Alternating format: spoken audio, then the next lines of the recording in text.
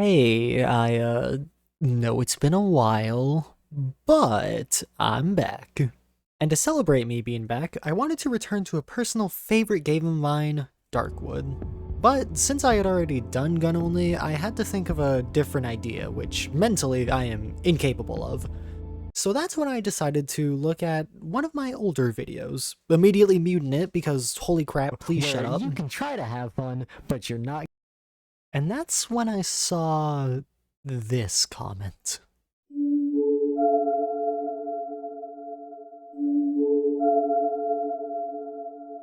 Yeah, no. But this did give me an idea. See, rocks are interesting in Darkwood. They themselves are useless, but they do share a unique mechanic with a couple other items. They are consumed on use. And so for the first time in since I was born, I came up with an idea. Darkwood consumables only. The challenge is simple. I can only, and heavy restriction on only, use things classified under consumables, with the only exception being using a shovel on the junkyard place in Chapter 2. Do you know how many melee items are considered consumable? 0. Do you want to know if single-shot pistols and homemade shotguns count as consumables in my eyes? No, they do not. So what are my options to kill literally anything in this game? Well, my options are Molotovs, bear traps, rocks, and that's basically it because everything else is way too inefficient to use. So how many tears fell down my face when I did this challenge? Well, you're just gonna have to sit down and find out. Our story starts off with our lovable protagonist Henrik Firebomber, that's his full name, and as he woke up from his hibernation in his lovely new apartment, he saw a note. It read, "Henrik, you should use guns, and perhaps even a board with some nails to survive. They're quite useful in the wilderness." And Henrik was all for it, until he realized it was signed from his landlord. Henrik hates landlords, of all kind, and such vowed to never use guns or any sort of melee weapon ever, to really stick it to his current landlord. The problem with this is that he had to think of a strategy to get a better apartment with a less bossy landlord, of course, while also fending off the terrors that stalked him while he slept. You know, as anyone does. So he got to thinking. First part of his master strategy was to collect as much scraps as possible from fellow neighbors also attempting this challenge for his own bear traps.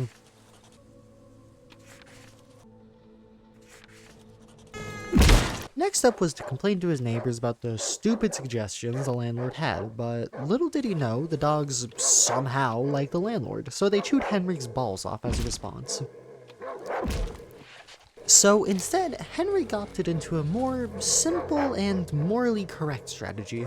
Steal everything right in front of them as quickly as possible. To clean it up for Ryu. Oh, look at the cleanse, look at the moves! Faker!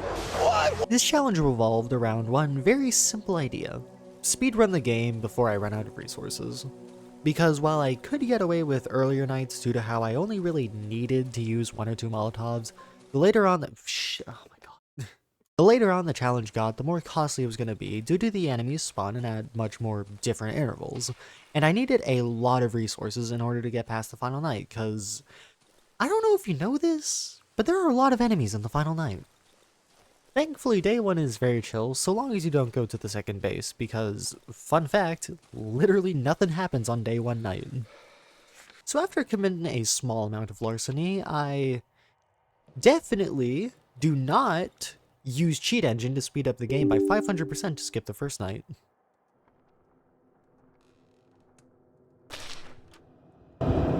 After intentionally stepping on that mushroom, we get a visit from our friendly neighborhood local drug dealer, and if you're thinking of trying this challenge yourself, I highly recommend a shopping list consisting of shrooms, scrap, wires, regs, empty bottles, healing pills, and if you can afford it, cloth and extra gasoline. All of these items are great for general survival, and the passive 1 Molotov per day thanks to the empty bottle is quite handy if you're not as conservative as I was this run. Once I'm done buying my daily intake of 100% legal items, I head on over to the next base and thus run into the first major problem of the run. fucking mold. While the game taunts me to use the guaranteed torch given to me in this area, I contemplate 3 ideas. 1. Give up on the run, the most tempting option. 2. Use an ever so valuable Molotov to be rid of this foul thing. Or 3. Tank the mold like a fucking champion. Going with option 3, I really quickly steal from the poor, forget the easiest combination in the game, move on to the next base, and finally sit back, think, and regret every life choice I ever made to end up in this situation. God damn it, man. What am I doing with my stupid fucking life? Some tears and a sob story with a man drunk driving on a bike later, I decide to take my mollies out for a spin, because Henrik here has way too little blood on his hands compared to Jesus and whatever the hell I named the gun-only guy. Does he have a name? So who better to test them out on than my good friend Piotrex's dog? So right after tanking some more mold, I locate the dog and... Fire! Fire! Fire! Oh, I'm burning! I'm burning!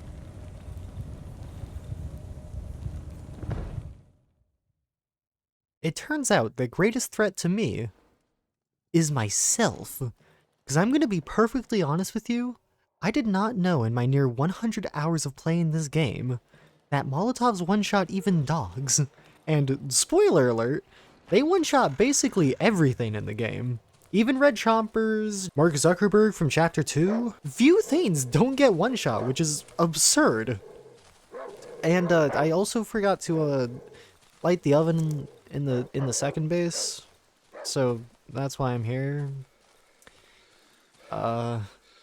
With that incredible realization out of the way, I try to figure out a way to make you believe that that death was intended and 100% planned out. So when I get back to the base, I come up with the genius idea of, I died so that the bike man drops my stuff off faster at the base. And let me just say, I think that's a genius idea. Wouldn't you say so, viewer? So after that master plan unfolded, I went back to Piotrek and got to trading. And let me just say, this guy, while I only traded with him for like 2 days, he gave some pretty good stuff, such as enough alcohol to put me in a 5-day coma, which in turn means like 3 Molotovs, which is pretty good.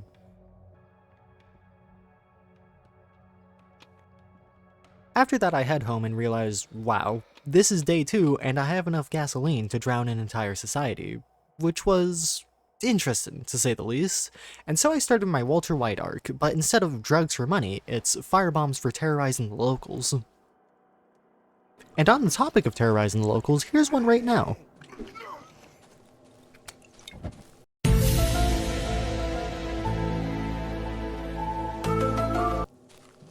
Yeah, not today. I'm just here to cut this wood.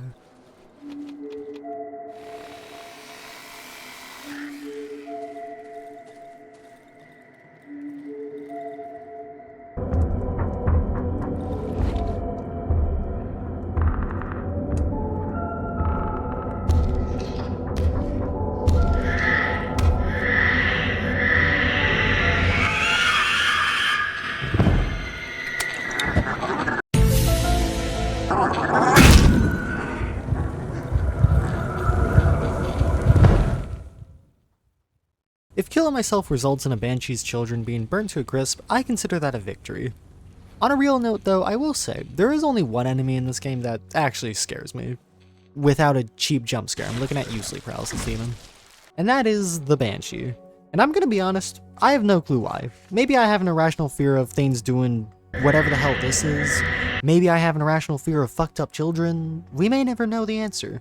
But I will and always will say, fuck Banshees. Since I'm still trying to speedrun the game, I wanted to be finished with this area and get to the next base within the next 2 days, so finding the local furry was at the top of my to-do list. As I talk to the furry to start his quest for the key, I come across a very difficult decision. Do I starve an entire village just for a free hotbar upgrade? So I immediately head to the Sow, burn some villagers alive, without killing myself surprisingly, and create some very crispy bacon.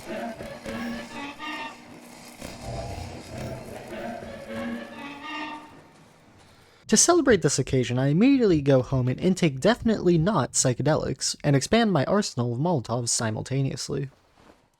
Finally, after all those distractions are out of the way, the village is the same as usual. You know, steal all their valuables, berate a child for their horrendous music, show the chicken granny what God is, like the average Saturday routine for all of us, I assume.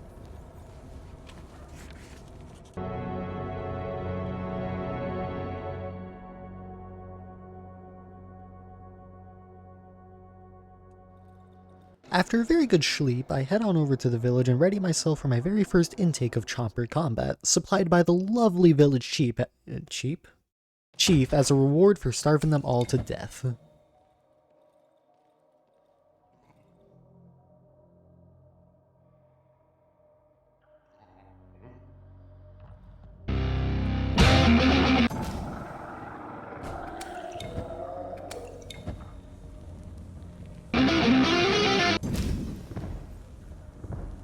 Despite how difficult one red chomper is and there being 2 red chompers in the underground, I didn't bother to grab the fast travel from base to village, because like, I think I got this, especially considering how I one-shot everything so long as I used 1 Molotov. So like, the risk of death was pretty low.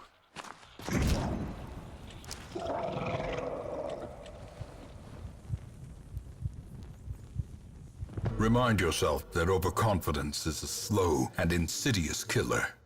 Once I'm over screaming into the abyss, I try to find some way to calm down, and what better way to calm down than some high-class mushroom juice infused directly into the veins. Nope, and the hallucinations have begun. How great. While Henrik was foaming from the mouth, he somehow got up and looked around, finding a very comfortable-looking grave. Perhaps this was the apartment he was looking for all along. Perhaps this is the solution to the ongoing housing crisis. Who knows? But just as he was stepping into his new home, Henrik heard something. Wild landlord noises.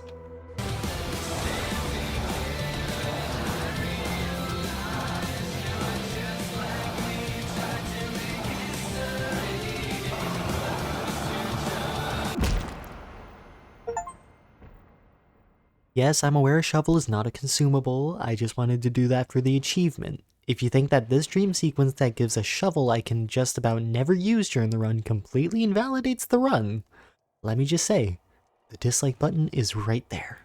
Once Henrik is done with the hallucinogens, he makes his way to the 3rd base, and while the apartment does look quite nice with its built-in lights and lovely furnishing, Henrik here is looking for something a bit better. I don't know, something about having like walls that like surround the house so that the house classifies as a house. I don't know, something like that. I feel like that would classify it as better.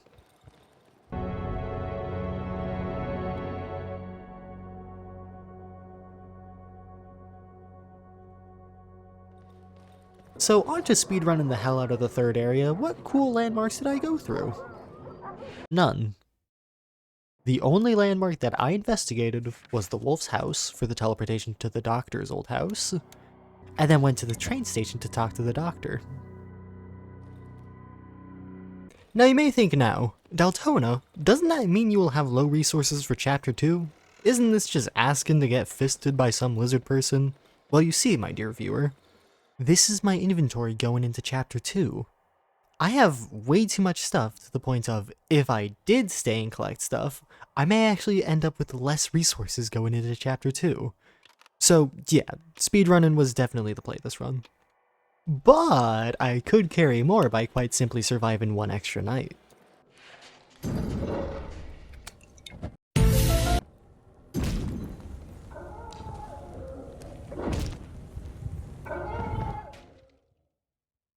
I'll happily die for 20 extra stones.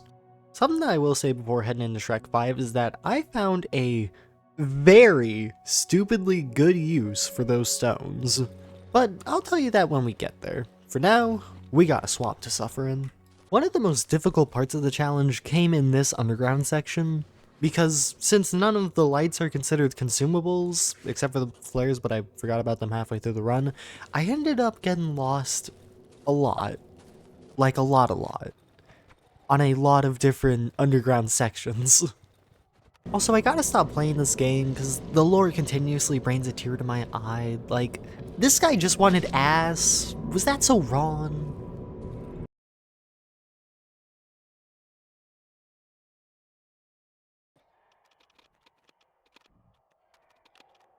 Now, what is the plan for Chapter 2, you may ask? Well, Step 1 is obviously waste a Molotov. Very important. Moving on to Step 2, we gotta bring a shovel with us to the junkyard for free scrap, and lucky me, I, for whatever reason, have the location of the junkyard already.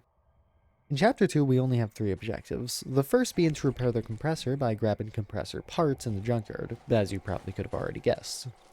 The second being to complete the elephant's quest, but I'm going to show you a very cool speedrun trick for this, which will simplify the quest tenfold. And finally, we gotta survive the final night. If we don't, I'm a failure, and will forever be depressed. So thankfully the stakes are low, but there are stakes, so I suppose it's best I get to this. Entering the junkyard, we find a rocket wreck? Wait, no.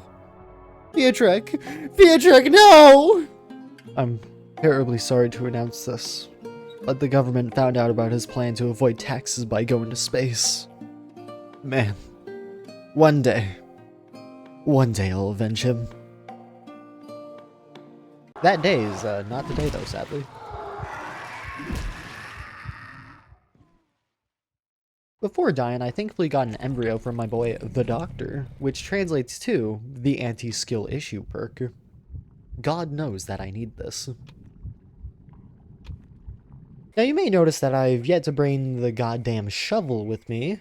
You know, the essential item for this. But that's because I'm unable to make it.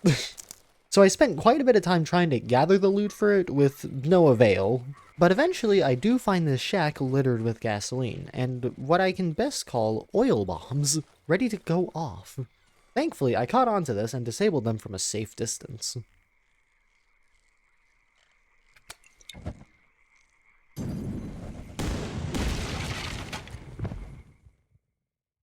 Sometimes I'm impressed by my own idiocy, but nevertheless it got me no closer to getting the shovel. Very nice. As night came, I debated even upgrading the bench, because it was basically useless. Yes, there was something I could use there, but the usefulness was kind of non-existent due to how fast the enemy moves. So, like, yeah, it was just straight up useless to upgrade the workbench.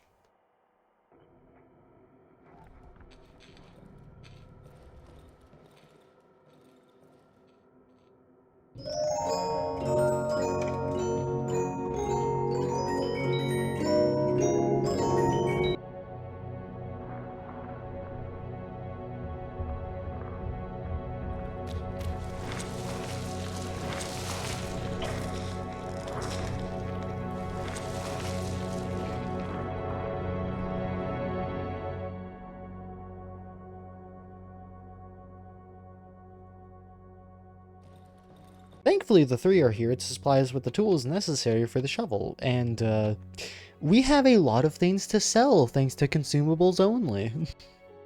On top of that, they sell scrap, empty bottles, and gasoline, so they're basically perfect for this. Before actually heading into the junkyard, I'd never actually have explored this particular house before, so I do the puzzle question mark to get inside, and there's a corpse, I guess? That's cool. Whose mom, though?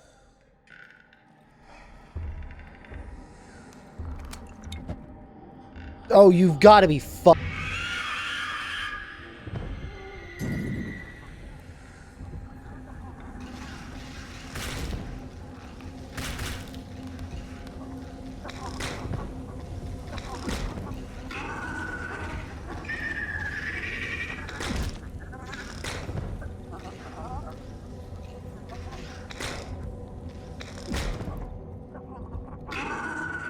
That right there is the entire reason why I always get toxic blood from the skill tree, by the way. Getting back on task, we go to the junkyard and fuck. We did not get the compressor in our first run, which means we have to go all the way back to base and repair the shovel. Yippee. Thankfully, our second run goes much better, and now we can move on to step 2, the elephants. However, before that, we have to clean our inventory, and holy shit, I have so much stuff, in fact, that I have to put stuff in random drawers. I've never had so much inventory to the point of needing the extra storage from the furniture in this game. Now, as Night 7 comes, I want to show you one of the many speedrun tricks in the game. For this trick, all you need is an explosive barrel and a homemade shotgun. It 100% needs to be the setup to work, okay? Don't try it any other way. Now, after you get the resources, all you need to do is place the barrel beside yourself, equip the shotgun, and hold right click while hovering the barrel, then left click. Boom, you just skipped you just skipped a night. Now you are officially a speedrunner. Now running past Mark Zuckerberg, we find the elephants and we take roughly 12 hours to disarm every trap. Invigorating gameplay, I know. In order to start the elephant's quest, you need to be a kind soul for once in your life and repair their generator. Thankfully, the 100 bear traps disarmed will give you the scrap needed to repair it. It makes you wonder why they couldn't repair the generator themselves when a homeless man stocked up with Molotovs can repair it.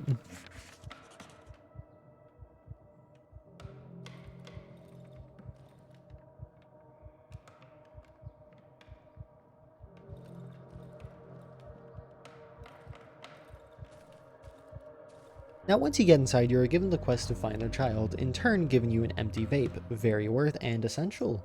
Sadly, the problem lies in I don't want to do that, so I'm going to do a tech I call the Daltona Special, and create some nice human pork chops.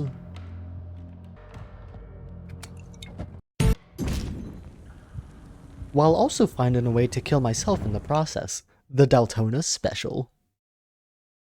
After retrieving the empty vapes, I get ready for the final fight. After doing the best speedrun tech in the game, so I got all the time in the world to prepare. Now, why do I need all the time I can get to prepare? Well, cue the bear trap placing montage.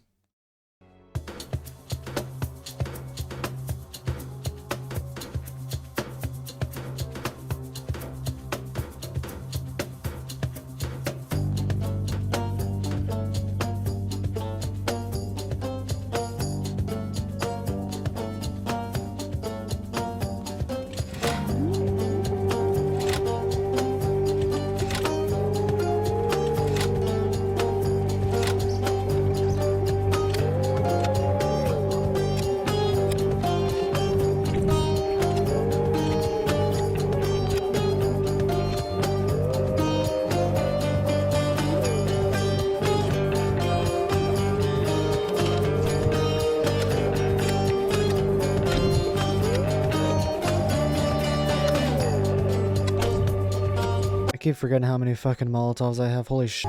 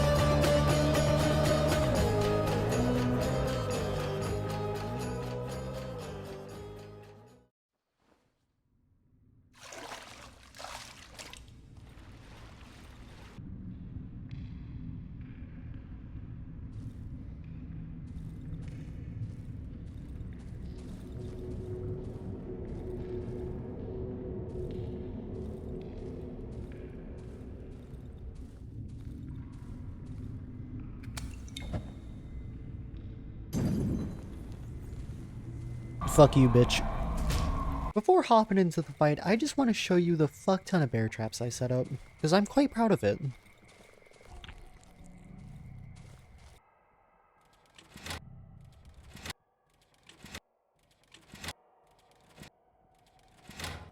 Now, what was that stupidly good use for stones? Well, they one-shot the burn-in villagers.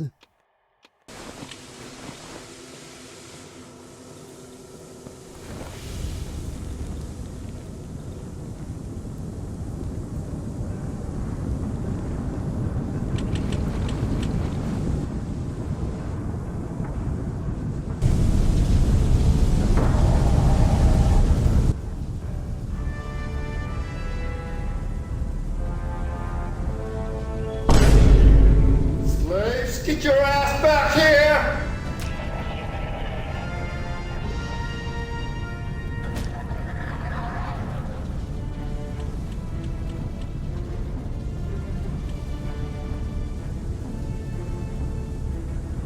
It's already 110 in the summer, and if it gets 1 degree hotter, I'm gonna kick.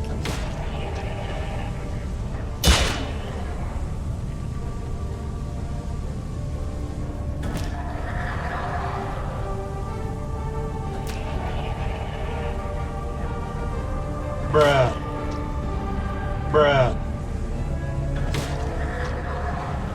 Masterfully executed. Bruh.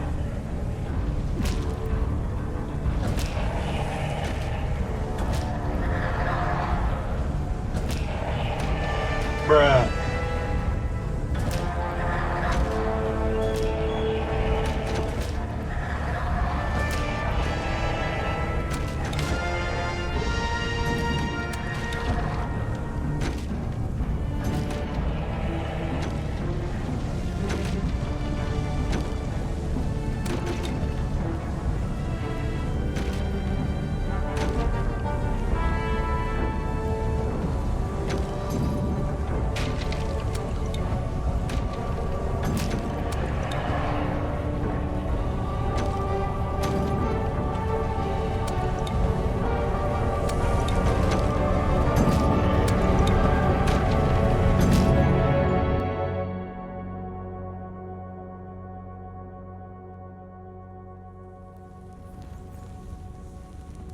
Jesus fucking Christ. After all the pain Henrik had gone through, he finally found a good apartment.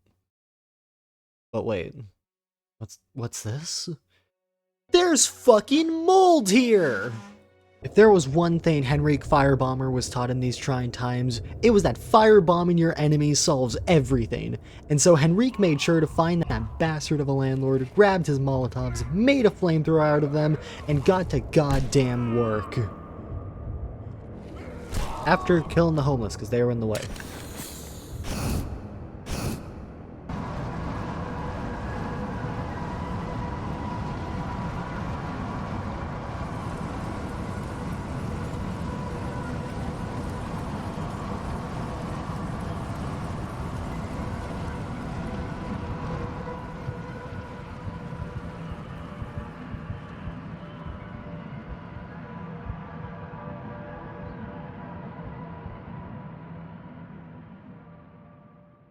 Well, that was Darkwood Consumables Only completed. If fully optimized, it's actually a lot more tame than you would think, but don't do this in nightmare mode, because that is near impossible, I bet, and I do not want to try it. Thank you all so much for watching this after my 7-month break from YouTube. If you enjoyed the video, you may hit the like button if you want, but more importantly, I have a question for every single one of you. Here are all of my favorite games / games I'm willing to make content on. The next video is more than likely, guaranteed, going to be Fear and Hunger Termina Gun Only. However, I want you in the comment section to just come up with as many ideas for challenges as possible. For some games, the obvious objective would be beat the game, but some other games, like Project Zomboid, don't really have an ending. So it's up to you to decide what the objective would be in whatever challenge you can think of for those kinds of games, at least. If I like the idea, consider it done. Just remember that the harder the idea, the less likely I'll be able to complete and or do the challenge in the first place. Now with that being said, have a good rest of your day, evening, afternoon, whatever time it is for you, and I'll try to upload at least once every 2 weeks. I promise.